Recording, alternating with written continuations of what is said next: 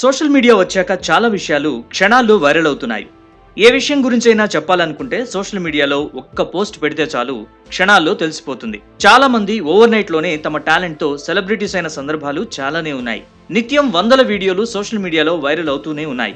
తాజాగా ప్రపంచంలోనే అతిపెద్ద పుష్పానికి సంబంధించిన వార్త వైరల్ అయింది. ప్రపంచంలోనే అతిపెద్ద రాఫ్లేషియా ఆర్నాల్డీ పుష్పాన్ని ఇండోనేషియాలో కనుగొన్నారు. ఇటీవల ఓ వ్యక్తి అటవీ ప్రాంతంలో వెళ్తూ ఉండగా అతడి కంటపడింది. వెంటనే ఈ పుష్పాన్ని వీడియో తీశాడు. తర్వాత పుష్పానికి సంబంధించిన వీడియోను అక్కడి శాస్త్రవేత్తలకు చూపించాడు.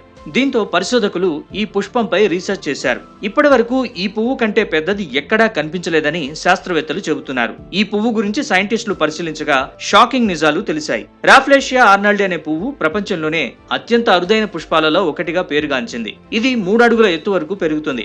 అలాగే దాదాపు 7 కిలోల వరకు బరువు ఉంటుంది.